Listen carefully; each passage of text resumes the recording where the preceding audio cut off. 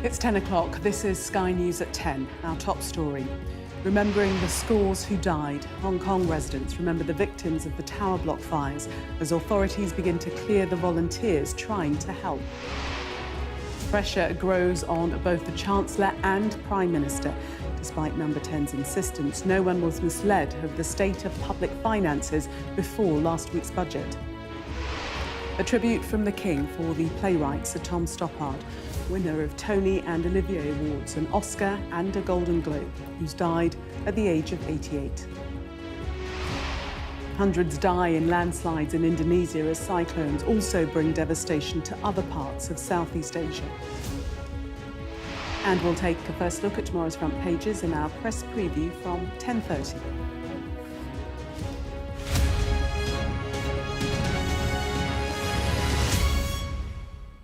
Good evening. 128 people are now known to have died in this week's tragedy in Hong Kong when 7 apartment buildings in a complex of 8 caught fire. 150 others are still missing. Anti-corruption officers have arrested 11 people over renovation work that's being carried out, and China has announced a sweeping inspection of fire safety standards in high-rise buildings. But at the site of the fire, authorities appear increasingly nervous at the presence of volunteers who are trying to help survivors. Our Asia correspondent Helen Ann Smith reports from Hong Kong's Tai Po district. Grief was not lonely today in Hong Kong, but it was not loud either. The weekend at least lent them time to pay tribute, gave them some space to reflect. There are so many questions outstanding. Finding answers, the grimmest of tasks. Scores are still missing. Locating them is dangerous work. But the reach of the authorities is ramping up here. Volunteers handing out aid suddenly ordered to pack up and move on. This was what their operation looked like last night. This morning, it was totally gone. I tried my best. I have no regrets. I have tried to calm my emotions. It's still only 3 days on. This is being moved on quite quickly. Does it say something about the nervousness of the authorities, do you think? I think the government's biggest concern is due to some past incidents. They may liken this to previous events. The essence looks similar. She's talking about pro-democracy protests.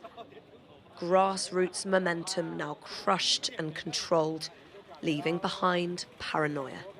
If you want to get a picture of just how the mood is shifting here, then this road gives you quite a good sense. Just a few days ago, this was all fire brigade. And today, look, it's wall-to-wall with police. There is a sense that the authorities here are flexing, that public grief cannot be allowed to morph into uncontrolled displays of public anger. But the fact is, people are angry. What, they ask, did the authorities know? And what did they choose to ignore? Sky News has learned that residents alerted the government to their fears about the fire safety of netting as early as September last year.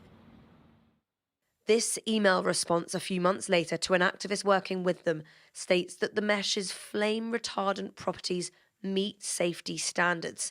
Many didn't believe it. Posts on a resident's Facebook group said as much. All the materials outside are flammable, he writes. I feel really worried. The mesh is cutting corners. The mesh is flammable. It's highly flammable. Jason Poon is a civil engineer turned activist. He helped residents fight. Fears dismissed, he says, for over a year. Actually, 13 months. Since September until this moment, they are not responding. They are not taking actions. They know all the maintenance work is using cutting corner materials, but they don't do anything. So it is man-made. Man-made. Man-made, really man-made. And it could have been avoided. Yeah. We asked the government to respond to these claims, but we did not get a reply. Grief here is still the predominant force, but the anger is not far behind. Helen Ann Smith, Sky News in Hong Kong. Pressure is building on both the Chancellor and Prime Minister tonight amid claims Rachel Reeves misled the public and the markets over the state of the economy before the budget, and that Sir Keir Starmer was aware of the situation. And tonight, one of Labour's key union backers says its workers will have to pay more tax as a result of the measures she set out on Wednesday. Our political correspondent Tamara Cohn is outside Miss Reeves' home, 11 Downing Street. And Tamara, how much trouble is she in, and her neighbour at number 10? Well, frankly, Rachel Reeves is going to have to come out fighting tomorrow when she gives a series of media interviews to answer these claims that she misled, or it's claimed she lied to the public about the state of the economy in the weeks running up to the budget. Not just the public about taxes, but also businesses and their investment decisions may well have been affected. This has all come out because the forecasts on which her budget relies, which are produced by the OBR, the Office for Budget Responsibility, are normally kept secret, were published, and they reveal that the economy was looking a lot better, in fact, than was let on in some of these briefings. The idea of a 20 to 30 billion pound black hole was not borne out, and that was clear as far back as mid-September, leading the Conservative leader Kemi Badenoch to say that Rachel Reeves lied and that she should go. Also, independent economists say that her Downing Street press conference at the start of November, saying these were tough times, everyone would have to contribute, seeming to pave the way for saying tax rises will have to come, it's all due to matters out of my control, seemed to be misleading.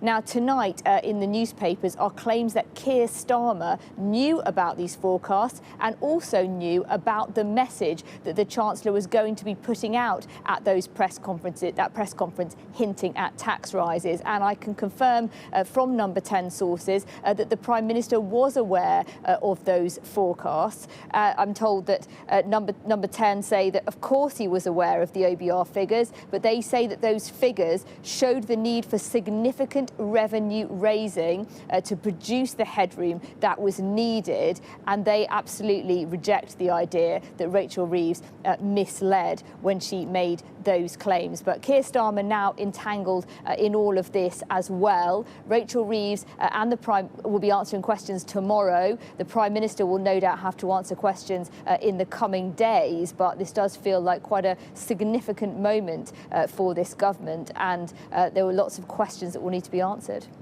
OK, Tamara, thank you. Well, Rachel Reeves will join Trevor Phillips tomorrow, as will the Conservative leader Kemi Badenoch and the Lib Dem deputy leader Daisy Cooper. That's Sunday morning with Trevor Phillips from 8:30 a.m. The King has paid tribute tonight to the playwright Sir Tom Stoppard, who's died at the age of 88. Sir Tom won a host of Olivier and Tony Awards, as well as an Oscar and Golden Globe for the Shakespeare in Love screenplay. King Charles wrote, "My wife and I are deeply saddened to learn of the death of one of our greatest writers, Sir Tom Stoppard, a dear friend who wore his genius lightly. He could and did turn his pen to any subject, challenging, moving and inspiring his audiences, born from his own personal history. We send our most heartfelt sympathy to his beloved family. Let us all take comfort in his immortal line. Look on every exit as being an entrance somewhere else." Sadie Chowdhury is here with me now, and Sadie, you're a highly respected and talented playwright. And what a beautiful tribute that was from the King. This is a man who dominated the theatre landscape. In schools, people would have studied his plays. They would have played some of his characters. He's someone that wrote for TV, for stage, for radio, for film, and his work spans 6 decades. I think most people will probably be familiar with Rosencrantz and Guildenstern Are Dead, which he later directed as a film, of course, starring Gary Oldman and Tim Roth. He premiered that play at the Edinburgh Fringe Festival, and then shortly after that opened it at the Old Vic Theatre, and that was an overnight success. And then, of course, he went on to write other plays, Night and Day, The Real Thing, Arcadia in 1993. And he also wrote screenplays. He worked with Steven Spielberg on Empire of the Sun and Indiana Jones and the Last Crusade. And apparently, he was never credited for that last one. But Steven Spielberg said that he wrote practically every line of dialogue there was in that film. So giving him that credit. And, of course, Shakespeare in Love, in the 1998 film with Judi Dench and Gwyneth Paltrow, for which he won an Oscar, a Golden Globe and a BAFTA. So it's clearly someone that has many, many accolades to his name. And it's not just actual royalty paying tribute today, music royalty as well. This is Mick Jagger, who wrote, "Tom was a giant of the English theatre, both highly intellectual and very funny in all his plays and scripts. He had a dazzling wit and loved classical and popular music alike, which often featured in his huge body of work. He was amusing and quietly sardonic, a friend and companion, and I will always miss him." We also spoke earlier today to the theatre critic Mark Shenton. Have a listen to what he said. For over 50, 60 years, he's dominated the theatre. He had a phenomenal impact in terms of, he was probably Britain's leading playwright. It was the liveliness of the language. I mean, he was a master wordsmith, and he delighted in language. It was very playful, and the characters spoke so eloquently about their lives. Well, Sir Tom Stoppard's legacy continues. On Wednesday, a production of his play Indian Ink is due to open at Hampstead Theatre. The theatre said Sir Tom had been an unwavering friend of theatre in difficult times and called his death a personal loss. Sadia, thank you. Devastating floods and landslides across much of Southeast Asia have left more than 600 people dead as rescuers continue the search for survivors. The Indonesian island of Sumatra has been hardest hit. More than 300 died there and dozens more are missing in floods and landslides caused by tropical cyclone Senya. Over the past week, monsoon rains have caused rivers on Sumatra to burst their banks, with the deluge sweeping people away and submerging thousands of homes and buildings. Meanwhile, in Thailand, officials said yesterday that 162 people had been killed in flooding across the south, including 110 in the Songkhla province. There's growing anger in the country at the government's perceived shortcomings. And at least 56 people have died after Cyclone Ditwa hit Sri Lanka yesterday. Fraser Maud has this report. Wading through waist-deep mud and thousands of tons of fallen trees and other debris, rescuers struggle to search for survivors of the floods and to remove the dead. Where possible, earth movers help with the grim task of recovery. In other areas, flooded roads have prevented access by heavy equipment, and soldiers, police and locals have to make do with spades and bare hands. There is no one prepared of this kind of disaster. But for sure, our dependency on the telecommunication system and the electricity system has created a problem in which nobody prepared then when electricity cut off. The deluge caused rivers to burst their banks, creating devastating flash floods and landslides, which tore through mountainside villages, sweeping people away and submerging thousands of houses and buildings. Some are lucky, like this man found clinging to a tree in the fast-flowing floodwaters caused by this, the latest extreme weather event to hit the region. In Thailand, too, dramatic rescues are underway. The government there says flooding caused by more torrential rain has affected over 1 million households and almost 4 million people. I'm beyond stressed. Now, I want the government to provide as much assistance as possible, because everyone is completely destitute. There's nothing left. Each person only what they're wearing. This outfit is all I have left. Scores of deaths have already been reported. In Sri Lanka, almost 80,000 people have been moved to relief centres as a state of emergency has been declared following Cyclone Ditwa. The Indian Air Force working alongside their Sri Lankan counterparts to rescue trapped villagers and provide aid. For 4 days, Cyclone Senya brought over 200 millimetres of rain a day to parts of Indonesia, where normally there would be 150 millimetres a month. And there's more heavy rain to come. With such catastrophic damage to infrastructure, rescue and relief efforts are stretched to their limits and beyond. And as the death toll rises, the digging, the searching and the despair goes on. Fraser Maud, Sky News. The Venezuelan government has condemned what it calls a colonialist threat after President Trump said the airspace surrounding the South American country would be closed. The US aviation regulator warned major airlines last week of a potentially hazardous situation when flying over Venezuela due to heightened military activity. Venezuela has revoked operating rights for 6 major airlines which have suspended flights there. And in a post on Truth Social, President Trump wrote, "To all airlines, pilots, drug dealers and human traffickers, please consider the airspace above and surrounding Venezuela to be closed in its entirety." And this is flight tracking radar over Venezuela this evening, showing not very much traffic in the skies there. The US Secretary of State Marco Rubio, Special Envoy to the Middle East Steve Witkoff, and President Trump's son-in-law Jared Kushner are set to meet Ukrainian officials in Florida tomorrow as efforts to end the war continue. President Zelensky says the results of peace negotiations last week in Geneva will be hammered out by his team. But at least 3 people were killed overnight and 16 others injured in a Russian attack on Kyiv. President Zelensky said 36 missiles and around 600 drones were fired towards the capital, with an apartment building in the city centre badly damaged. The attack was the second strike on Kyiv in the past week. There have been nearly 4,000 arrests and convictions of people smugglers since Labour came to power, according to figures released tonight by the Home Office. Ministers claim nearly 900 organised immigration crime networks have been dismantled for good since the beginning of this year as part of the crackdown. Police have been granted more time to question a man arrested in connection with last month's attack on Heaton Park Synagogue in Manchester. The 31-year-old can now be held in custody for up to 7 days from his initial arrest on Thursday. 2 men were killed and 3 others seriously injured in the incident before the attacker, Jihad al-Shami, was shot dead by police.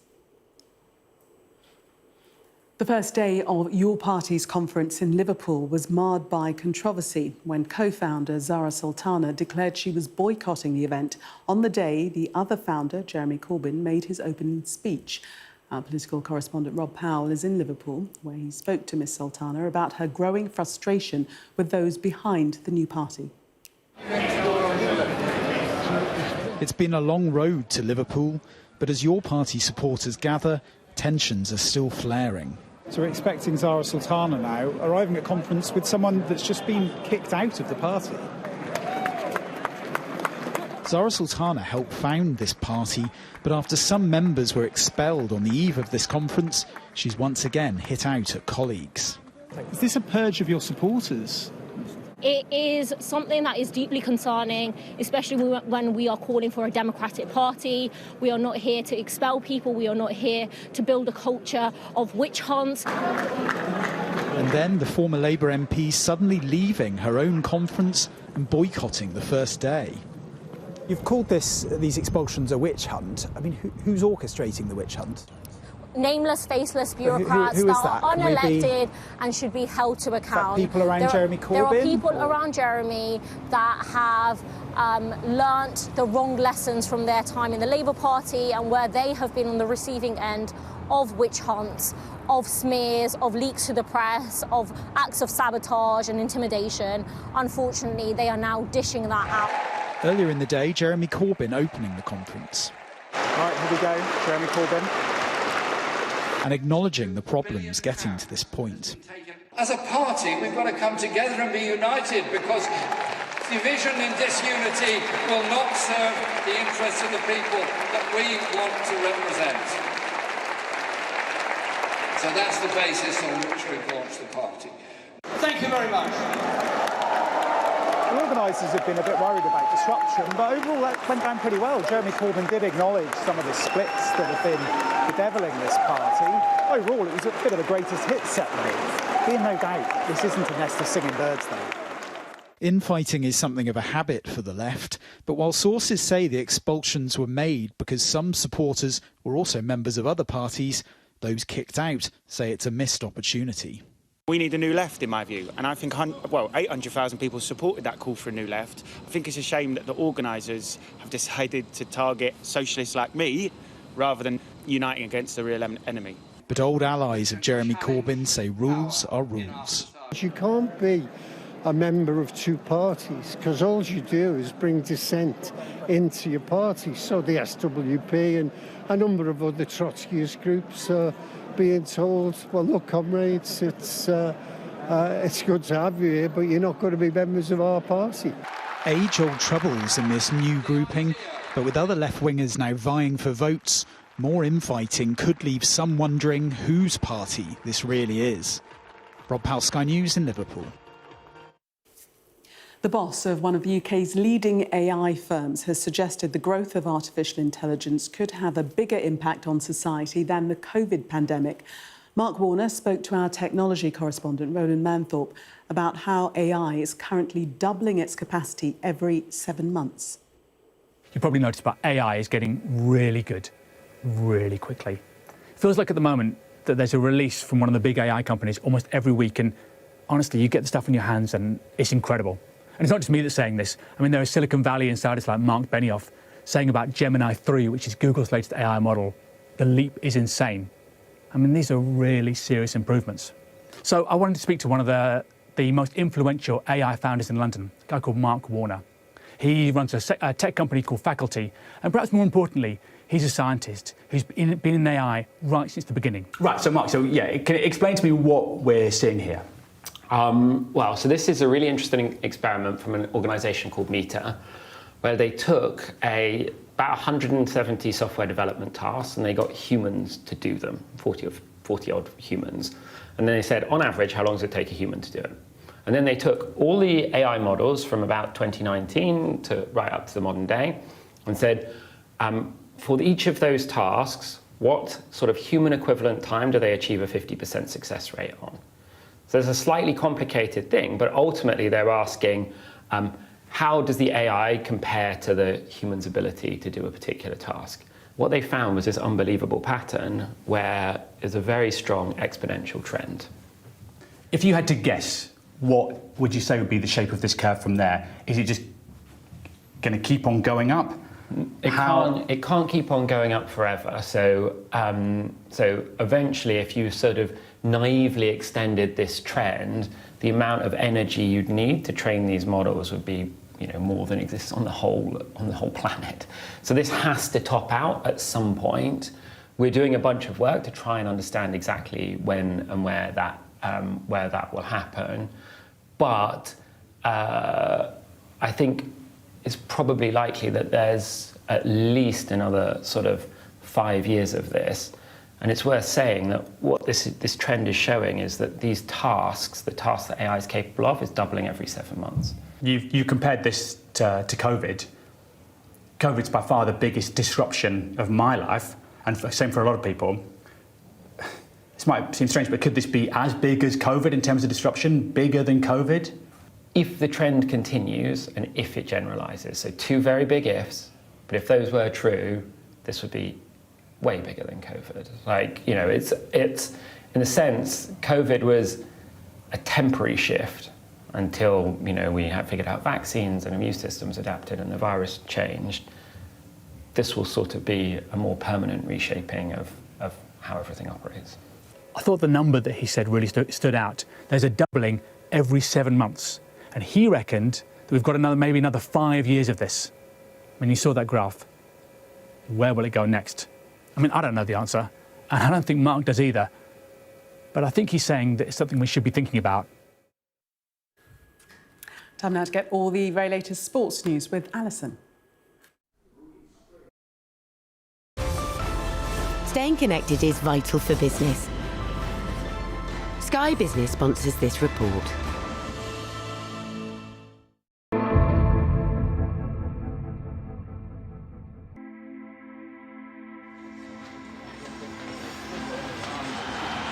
Well, Evertonians are getting restless. Their team can't score goals and they need a win. The prospect of another long struggle against relegation is already looming. And Ruud Gullit isn't happy at the way things are mapping out at Newcastle either. They're just as desperate for points. So a real crunch match this. There was some whisperings in the press, but there was no indication whatsoever of the imminent nature of what was going to happen that night. It happened very quickly. I think I only got told maybe a couple of days leading up to the Newcastle game that the agent was phoning me saying that the club were looking to sell you. Yeah, it came out the blue really. Something I wasn't looking to do, I wasn't looking to move. Didn't want to move for the club. We were under pressure from the bank to get the overdraft down. We were playing Newcastle and the chairman and joint owner were there, and I wasn't there, I wasn't privy. It was news to me when it came through. Newcastle had come in with an £8 million offer, and Peter accepted it. There were murmurs as the night progressed, and then it sort of reached the crescendo around the half an hour of the game mark, and I was getting bombarded by the press. You know, Duncan's going to Newcastle, Duncan's going to Newcastle. There was a group of fans appeared outside the stadium at the reception door. A lot of us were in Spain covering Celta Vigo for Liverpool, which was taking place on the Tuesday. The Everton-Newcastle game was the Monday night. We started getting message that Duncan Ferguson was leaving. I saw Michael Dumford, who was the Everton secretary at the time, you know, and in those days the secretary did all the signings and the transfers, and so I said to him, Michael, the press are going mad. They're saying Duncan Ferguson is leaving. And he said, rubbish. So I said, really? So he says, rubbish. So I said, okay. So off I went upstairs to the press room and I proclaimed in front of 40, 50 press guys, absolute rubbish. Well, I'm sure they would have loved to have had him out there, Duncan Ferguson, because he's their leading scorer this season with 5 goals. I was actually in one of these boxes here. I think it was in one next door. I got called up to speak to them after the game. That was the first meeting I'd had with him. I walked back down the stairs, and halfway down the stairs, on one of the floors there by one of the lounges, there's a little chairman's office which he just uses on match days. And the door was ajar slightly, and I thought, that shouldn't be like that on a match day, you know, because obviously any fans could walk into it. So I thought, I'll just close the door, I'll just put my head round, see if there's anyone in there. So I put my head round the door, and there's Ruud Gullit, Duncan Ferguson and his agent, and they're signing the contract. It got explained to me really in the end that the club were struggling for a wee bit of money. I was the asset and they wanted to sell. That was the story I got told anyway. They got their £8 million for me. You've got to remember also, Duncan had gone through a lot of the time with this hernia injury that was recurring all the time, and he didn't play anywhere near the number of games you would expect for your lead striker. You can understand Peter's thinking behind it. It's the final whistle and it's relief all round at Goodison Park. Very frustrating because you sit down on the bench and you think like, nah, we're never going to score a goal, never. We need some power up front, we know that. We hope that it's going to happen very quickly. He was a better player than most people thought he was. Of course he was tough, but that is what I needed up front. I needed to have somebody who could hold the ball, keep the ball, and also animated the team. So therefore I needed Duncan. Next minute, Duncan came down with his agent. They came out the door and there was a car waiting for him across the road. Dunk's father was in the Winslow across the road, and apparently he walked in there and said, they've sold my son to Newcastle, and all hell was let loose. He got in this car and off he went, and there were people jumping on the back of Sky Business sponsors this report.